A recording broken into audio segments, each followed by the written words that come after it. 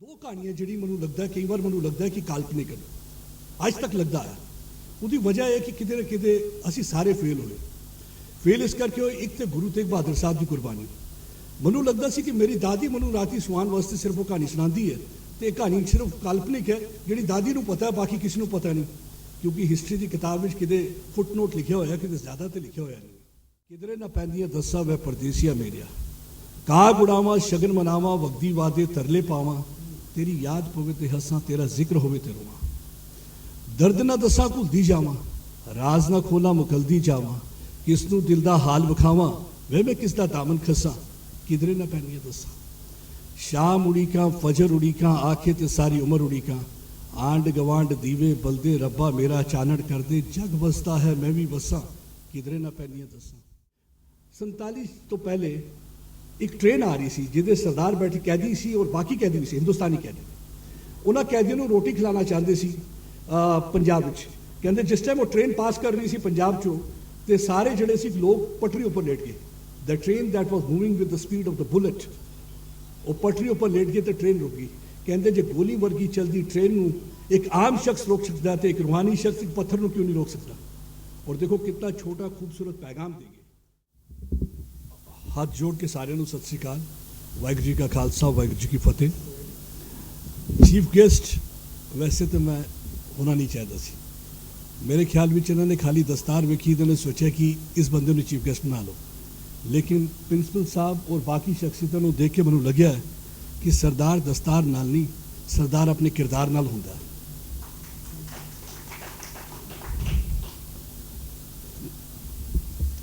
मैं आज तो कुछ साल पहले कोविड के टाइम मेरी मुलाकात सुनिंदर जीत नाल हुई लखनपुर विच। She was working so hard, ना इन्हें दिन देखिया ना रात देखी।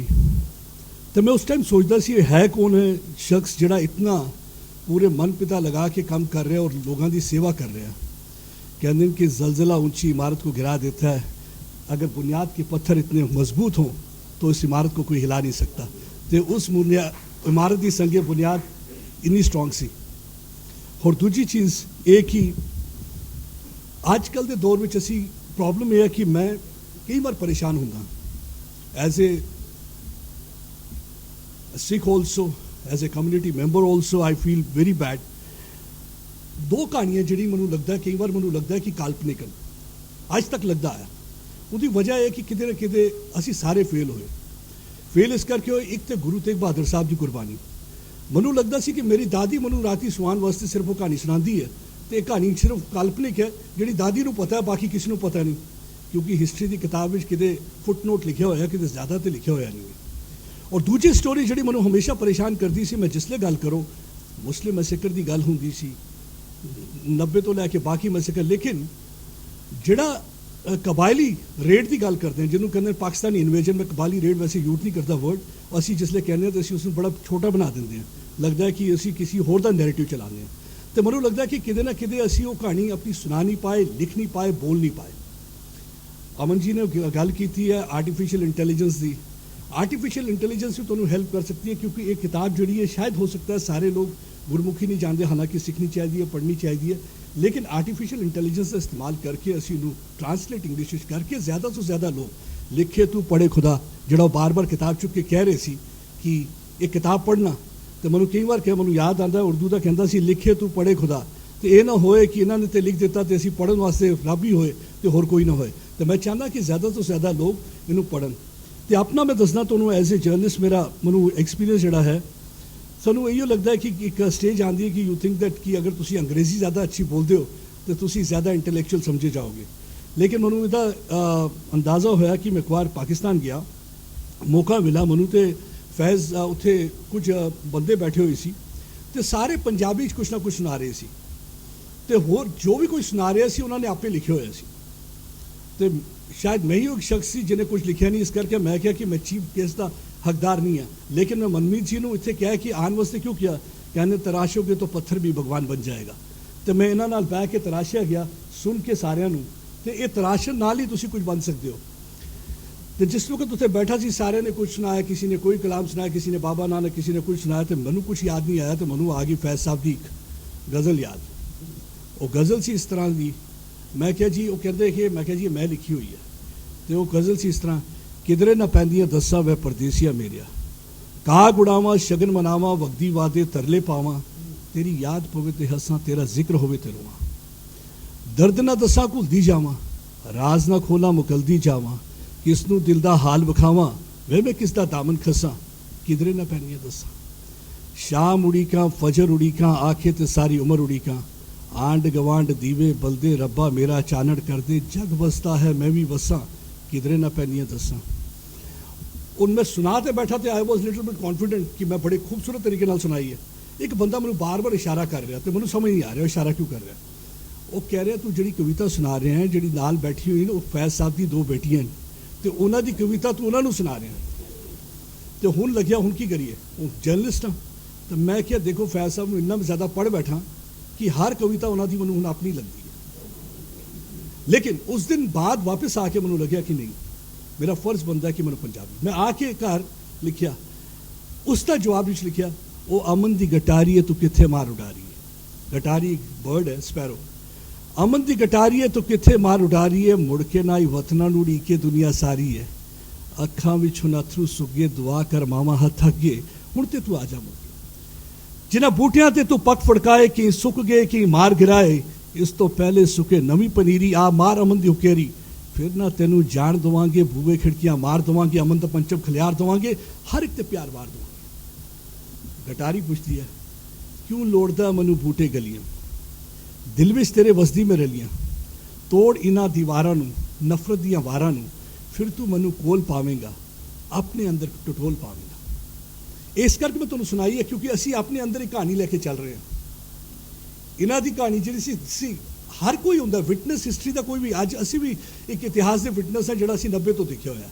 ये भी उस इतिहास के विटनेस नहीं है लेकिन इन्होंने इतिहास बनाया है एक 94 साल की उम्र में एक जोश और जज्बे नाल किताब लिख रहे हैं नाल ये बिनती कर रहे हैं कि किताब तुसी पढ़ो वही चीज़ है कि असी भी कहानी लैके चल रहे हैं अजकल के दौर जिहड़ा कहते हैं कि the world is a stage and all of us are performing लेकिन मैं कहना कि world is not a stage it is basically a grand story telling competition that is going on वो वक्त यह जिसले हुंदा सी कि कहंदे सी कि it is the mightiest army it is the best of the economy operation Sindoor असी जित के हार गए इस करके क्योंकि असी किते अपनी कहानी अच्छी तरह सुना नहीं पाए वो झूठ ज़्यादा अच्छा बोल पाया मैं नहीं चाहता कि असी झूठ बोलीए साडा क्योंकि इतना बड़ा इतिहास है सानू जरूरत ही नहीं है झूठ बोलने की सानू आज भी होंदा कि जिस टाइम तुसी देखो शेरवानी की गल होंदी है nobody is talking about those 30,000 Sikhs who sacrificed their life had they not given their life I think those people would have reached the Srinagar airport मैं कई बार जिस वक्त मैनूं मौका मिलता है चाहे फौज होए चाहे नेता होण मैं कहता कि 3 बंदे तुहानूं लगदा सी जिसले तुसी कश्मीर आंदे सी कि that you have stepped in India वो कहंदे सी कौन मैं कि एक जिसले तुसी फौजी वेखदे सी एंड सैकेंड जिसले तुसी देखदे सी ट्राई कलर हिलदा होया और थर्ड जिसले तुसी पग वाला वेखदे सी ते उस टाइम पता लगदा सी कि तुसी हिंदुस्तान आए हो लेकिन प्रॉब्लम यह है कि असी अपनी कहानी कदे सुना नहीं सके असी अपनी कहानी कदे दस नहीं सके असी अपनी कहानी कदे लिख नहीं सके मैं आज भी याद है कि it was initial days of my profession I was the part of Indian express तो मैं गया तो मनु एक कश्मीरी पंडित पूछता है जनरल एडमिनिस्ट्रेशन डिपार्टमेंट कहता है जी हमको चाहिए होमलैंड उनको चाहिए आज़ादी आपको क्या चाहिए he made me think for a while what actually we need मैं उधर तरफ देख के किया मैं क्या पीस ऑफ माइंड यही उसी चाहते हैं अल्लफ अल्लाह दिल है मेरा बेदी गल ना जाना बे पढ़िया कुछ समझ ना आवे अल्लफ नूं पहचाना इस ऐन गैन विच फर्क ना जाना ये नुकता लड़ावे मर जाना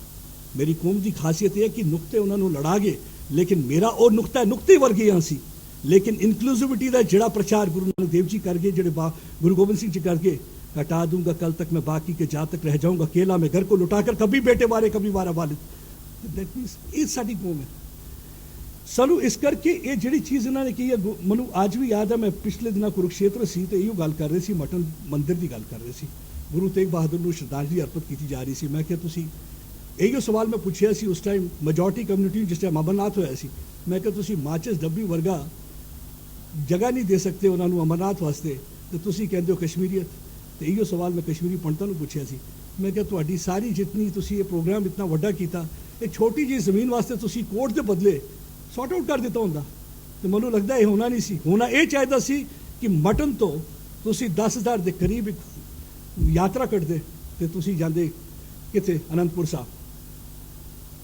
ਮੈਂ ਕਈ ਵਾਰ ਕਹਿੰਦਾ ਕਿ ਐਟੀਟਿਊਡ ਆਫ ਗ੍ਰੈਟੀਟਿਊਡ ਵੀ ਹੈ। ਅਗਰ ਅਸੀਂ ਜਾਈਏ ਇਤਿਹਾਸ ਦੇ, ਅਗਰ ਦੇਖੀਏ ਕਿਰਪਾ ਰਾਮ ਦੱਤ ਜੀ, ਕਿਸੇ ਨਾ ਕਿਸੇ ਨੇ ਤੇ ਉਹਨਾਂ ਦੀ ਕੁਰਬਾਨੀ ਨੂੰ ਯਾਦ ਰੱਖਿਆ, ਔਰ ਉਹ ਕਿਰਪਾ ਰਾਮ ਦੱਤ ਜੀ ਦੀ ਫੈਮਿਲੀ ਤੋਂ ਸ਼ਾਇਦ ਮੈਂ ਵੀ ਬਿਲੋਂਗ ਕਰਦਾ ਹੋਵਾਂਗਾ, ਕਿਉਂਕਿ Datta, otherwise I don't see any other reason for Dattas to be somewhere in Wampura and Baramulla. Maybe there is an attitude of gratitude that somewhere कि ये गुरु साहब सी ह्यूमन राइट एक्टिविस्ट सी, जिन्हों ने कौम वास्ते नहीं, जिन्हों ने दूजिया वास्ते जान दी है, मस्कीन वास्ते जान दी है। तो सानू अपनी जिहड़ी यंगर जनरेशन नूं ये दसना है बेसिकली। लेकिन प्रॉब्लम यह है कि असी गल करते नहीं, we don't want to talk about these things, अदी दे बारे जिक्र नहीं करते जिहड़ी जिक्र करन दी लोड़ है। सानू लिखण दी रोल है। मैं कई बार आपे भी कहता कि मैं I have just failed, but now for the last 5-6 years I make it a point wherever I am here I always talk about that. इस करके मैं कई बार उन्होंने कहता, if you see the tricolour fluttering, it is not only because the fauji, it is also because of this dastar and kirdar and last breath of those Sikhs who sacrificed their life to ensure that those Kabilis, those Pakistani soldiers are not able to capture that Srinagar airport. Otherwise fate of the history would have been different. The इतिहास कुछ और होता, लेकिन इतिहास तुसी सुनाना है strong तरीके नाल, एक कॉन्फिडेंस पैदा करना है। और कॉन्फिडेंस किस तरह आएगा? मैं कई बार मेजॉरिटी कम्युनिटी ਨੂੰ ਵੀ ਕਹਿੰਦਾ, ਉਹ ਕਹਿੰਦੇ ਦੇਣਾ क्या दोगे आप हमें, what you can give to us? ਤੁਹਾਨੂੰ ਕੁਝ ਨਹੀਂ ਚਾਹੀਦਾ, ਦੇਣਾ ਸਾਡਾ ਨਹੀਂ ਹੈ, ਦੇ ਅਸੀਂ ਸਕਦੇ ਹਾਂ, ਕਿਉਂਕਿ ਸਾਡਾ ਇਹ ਹੈ। ਤੁਸੀਂ ਦੇਖੋ ਕਿ ਅਗਰ ਤੁਸੀਂ ਇਤਿਹਾਸ ਦੇਖੋਗੇ, ਕਈ ਵਾਰ ਤੁਸੀਂ ਸਮਝਣ ਦੀ ਕੋਸ਼ਿਸ਼ ਕਰੋ। ਬੜਾ ਖੂਬਸੂਰਤ ਕਿਸੇ ਨੇ ਕਿਹਾ, ਕਹਿੰਦੇ ਕਰਤਾਰ ਸਿੰਘ ਦੁੱਗਲ ਸਾਹਿਬ ਨੂੰ ਇੱਕ ਸਵਾਲ ਕਿਸੇ ਨੇ ਪੁੱਛਿਆ, ਕਹਿੰਦਾ ਕਿ ਸਾਇੰਸ ਦੇ ਬਾਰੇ 'ਚ ਉਹਨਾਂ ਨੇ ਕਿਹਾ ਸੀ, ਉਹਨਾਂ ਨੇ ਕਿਹਾ ਕਿ ਕਿਸੇ ਨੇ ਕਿਹਾ ਕਿ ਬਾਬਾ ਨਾਨਕ ਵਲੀ ਕੰਧਾਰੀ ਨੇ ਜਿਸ ਟਾਈਮ ਪੱਥਰ ਸੁੱਟਿਆ ਤੇ ਪੋਸੀਬਲ ਨਹੀਂ ਹੈ ਇੱਕ ਆਮ ਜਿਹਾ ਸ਼ਖਸ ਉਹ ਪੱਥਰ ਪਹਾੜ ਤੋਂ ਆ ਰਿਹਾ ਤੇ ਹੱਥ ਨਾਲ ਰੋਕ ਦੇ। ਤੇ ਕਰਤਾਰ ਸਿੰਘ ਦੁੱਗਲ ਐਗਜ਼ਾਮਪਲ ਦਿੰਦੇ ਨੇ, ਉਹ ਕਹਿੰਦੇ ਨੇ ਕਿ ਐਗਜ਼ਾਮਪਲ ਤੁਸੀਂ ਦੇਖੋ 47 ਤੋਂ ਪਹਿਲੇ ਇੱਕ ਟ੍ਰੇਨ ਆ ਰਹੀ ਸੀ ਜਿਹਦੇ ਸਰਦਾਰ ਬੈਠੀ ਕੈਦੀ ਸੀ ਔਰ ਬਾਕੀ ਕੈਦੀ ਵੀ ਸੀ, ਹਿੰਦੁਸਤਾਨੀ ਕੈਦੀ। ਉਹਨਾਂ ਕੈਦੀਆਂ ਨੂੰ ਰੋਟੀ ਖਿਲਾਣਾ ਚਾਹੁੰਦੇ ਸੀ ਪੰਜਾਬ ਵਿੱਚ। ਕਹਿੰਦੇ ਜਿਸ ਟਾਈਮ ਉਹ ਟ੍ਰੇਨ ਪਾਸ ਕਰ ਰਹੀ ਸੀ ਪੰਜਾਬ 'ਚੋਂ ਤੇ ਸਾਰੇ ਜਿਹੜੇ ਸੀ ਲੋਕ ਪਟਰੀ ਉੱਪਰ ਲੇਟ ਗਏ। The train that was moving with the speed of the bullet, ਉਹ ਪਟਰੀ ਉੱਪਰ ਲੇਟ ਗਏ ਤੇ ਟ੍ਰੇਨ ਰੁਕ ਗਈ। ਕਹਿੰਦੇ ਜੇ ਗੋਲੀ ਵਰਗੀ ਚਲਦੀ ਟ੍ਰੇਨ ਨੂੰ एक आम शख्स रोक सकता है तो एक रूहानी शख्स एक पत्थर को क्यों नहीं रोक सकता? और देखो कितना छोटा खूबसूरत पैगाम देंगे। आज असी इंडस वाटर ट्रीटी की गल करते हैं, we talk about so many other things. उन्होंने उस टाइम कह दिता कि कहना वली कंधारी को क्या कि पानी दे दे, नहीं देता उन्हें पानी। कहते कि अगर तुम गुमान करोगे तो इस तरह होएगा। तो वो कहता जा एक बार फिर कहने लगे मर्दाना जी ने तुम जाके पानी मंगो। उन्होंने क्या मेरे को पानी नहीं है। दूसरी बार फिर गए, ही सेड कि अगर तेरा पीर इतना वड्डा है तो तू उहदे कोलों मंग लै। उन्होंने की किया थले उंगली नाल सारिਆਂ ਨੂੰ पता है, लेकिन मैं जो एक्सप्लेन करने जा रहे हैं दैट्स डिफरेंट। उन्होंने कंसेप्ट उस टाइम समझाया upper riparian state and lower riparian state, मतलब तुसी ऊपर तो पानी निज़ाम है, थले तुसी रोक नहीं सकते। तो ये सारी चीज़ां सानू उन्होंने खूबसूरत तरीके नाल गुरु साहब ने समझाई। मैं यही चाहूँगा कि it's always a learning experience. जिस टाइम भी मैं इत्थे आना, आई इंटरैक्ट विद यू पीपल, जिसले भी मैं ऐसी शख्सियत नाल मिलदा, एक जज्बा एक जुनून लैके जांदा आदमी। आज भी बहुत सारी चीज़ां सुन के सीख के गया मैं कि बाकियों को सुनने का मौका मिले, तो मस्ताना जी को नहीं सुन पाया अज असी। अदरवाइज मैं देखा जाए तो ना सारे असी गुरुद्वारा साहब सुन के सीखे हुआ है, क्योंकि साडी पंजाबी नहीं है, असी बोलते हैं जी मिक्स अप उठवारी है। इस करके कई बार असी गुरुद्वारा साहब बोलते इतने कॉन्फिडेंट नहीं होते। लेकिन जितनी भी चीज़ पंजाबी सीखी हुई है पढ़न तो ज़्यादा मैं हमेशा कहना कि असी इस तरह ही सीखी हुई है। मैं लास्ट ख़त्म करूँ तो पहले मैं पता है कि हूँ काफ़ी बोल बैठा। मैं प्रिंसिपल साहब वैसे कहना चाहता, जो लिपटी तुझसे बेड़ियाँ, कितनी डिफिकल्टी सी। इन्होंने कहा कि जेलों भी कटनी पई। मैं बदामी बाग मैं जेल में लै गए तो कितनी बार मुश्किल। जो लिपटी तुझसे बेड़ियाँ बना ना उनको वस्त्र तू। असी कई बार कहते ना कि सानू इतनी मुश्किलात हैं, Kashmiri Sikhs are facing so many problems. लेकिन एक अच्छी चीज़ इस किताब में है, अक्सर जिस टाइम असी जाने अपनी डिमांड लैके किसी को भी जाने, वो कहते कि तुसी तो एक सेम नहीं, एक हो नहीं, कोई मुजफ्फराबादी है, कोई मीरपुरी है, कोई कश्मीरी है, कोई तराली है। बट इस किताब ने किया कि किस तरह शराका वाड़ा इन्होंने केड़ी जगह दसी है, उधर दा तराल दा सब मिल के, यानी कि जिस सिख कौम करना चाहे तो कर सकती है। जो लिपटी तो इससे बेड़ियाँ बना ना उनको वस्त्र तू, पिघाल कर वो बेड़ियाँ बना ले उनको शस्त्र तू। जो लिपटी थी बेड़ियां जिन्होंने आपको जकड़ के रखा था, अगर आपने उसको शस्त्र बना दिया, you can do anything, and that is what actually six can do. And last I will say, when I said that I started it with the why it is the dastar with the kirdar, I still remember I was entering Ukraine from Poland. The passport ਤੁਸੀਂ ਦਿੰਦੇ ਹੋ ਤੇ passport ਉੱਪਰ ਠੱਪਾ ਲੱਗਦਾ. The lady looked towards my dastar, she started counting it. She said 1 2 3 4 5. The only thing she could speak in English.